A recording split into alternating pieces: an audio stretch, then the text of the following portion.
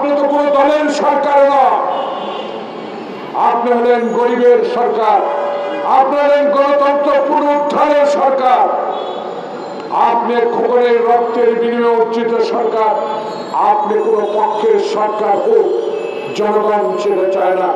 জনগণ আপনার কাছে চায় আপনি একটি সুষ্ঠু নির্বাচন দিয়ে দিনের ভোট দিনে করে বাংলাদেশে জনপ্রতিনিধিদের হাতে ক্ষমতা হস্তান্তর করে বাংলাদেশের এমন একটি দল ক্ষমতায় আসুক যে দল শেখ হাসিনার মতো আওয়ামী লীগের মতো ব্যবহার করবে না, যে দল সংসদে দাঁড়িয়ে জনগণের অধিকারের কথা বলার সুযোগ দেবে, যে দল বাংলাদেশে এই রাজনাথে বিচারকের রাজনাথে লাঠি মারবে না, যেই দল সংবিধানকে সমুন্নত রাখার জন্য জীবন বিসর্জন দেবে, যে বিসর্জনের মধ্য দিয়ে বাংলাদেশের স্বাধীনতা অর্জন করেছি আমরা।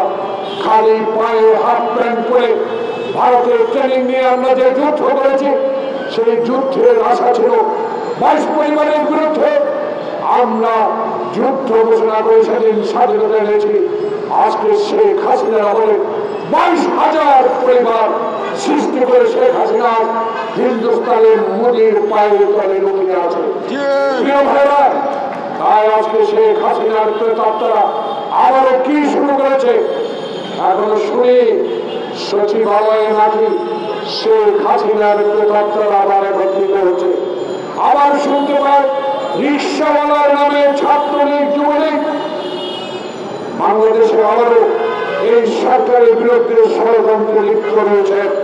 তাই আমাদের বক্তব্য স্পষ্ট, এই সরকারের প্রতি আপনি একাধার বাংলাদেশের ছাত্র মুসলমান যারা আত্মহত্যা নিয়ে আপনাকে ক্ষমতা বসিয়েছে, বাংলাদেশের 16 বছরে এই সবুজের মতো ইরানের মতো যারা জেল খেলে 300 মামলার আসামি হয়েছে, বাংলাদেশের মানুষ আপনার সাথে আছে।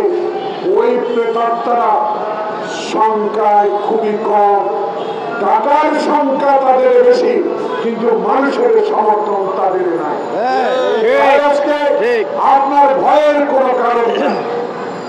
কাকে আপনি ভয় করবেন? আপনি ডক্টর ইউনূস আল্লাহকে ছাড়া ভয় করার কথা নয়, কারণ আপনার মতো ডক্টর ইউনূসকে 14 তলা পর্যন্ত পায়ে হেঁটে বিচারকের আদালতে যেতে হয়েছে।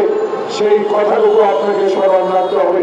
তাই যারা আমার সংবিধান তছনছ করেছে, যারা আমার বাকশাল তৈরি করে বাংলাদেশে এক দলের শাসন করেছে, যারা সিরাজ শিকদারকে গ্রেপ্তার করে বলেছে কোথায় সিরাজ শিকদার, যারা অহংকার করে কথা বলেছে গোলাম মোস্তফা বাংলাদেশে 6 কোটি কম্বল আসলো, আমার কম্বল কোথায়? সেদিন বাংলাদেশের এই করুণ অবস্থা শেখ মুজিব সৃষ্টি করেছিল, তার ইতিহাস আজকের এই তরুণ প্রজন্মকে জানতে হবে। কারণ এই তরুণ প্রজন্মই নেতৃত্ব দিবে বাংলাদেশের গণতান্ত্রিক শক্তিকে।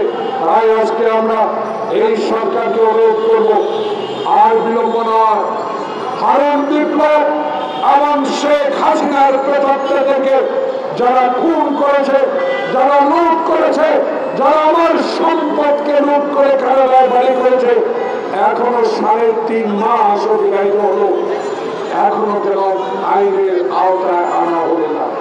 সময় তো কম যায় না, 3.5 মাস হলো, সময় কম না। তাই আজকে আমাদের দাবি, বিগত দিনের আন্দোলনরত সকল দলের দাবি, বাংলাদেশের নির্বাচনের রোড ম্যাপ দিতে হবে। বাংলাদেশে যে অপতৎপরতা শুরু করেছে এরা, এদেরকে রুখে দিতে হবে। জনপ্রতিনিধির সরকার দরকার, এদেরকে রুখতে হলে প্রশাসনকে শক্ত হাতে হ্যান্ডেল করতে হবে। কারো চোখের দিকে তাকিয়ে নয়, বাংলাদেশের 18 কোটি মানুষের দিকে তাকিয়ে এদেরকে প্রতিহত করতে হবে। কারণ এরা চোর, এরা ডাকাত, এরা আমার বাবার দেশ হিসেবে দেশকে ব্যবহার করেছে। তারা হিন্দুস্তানের দালাল,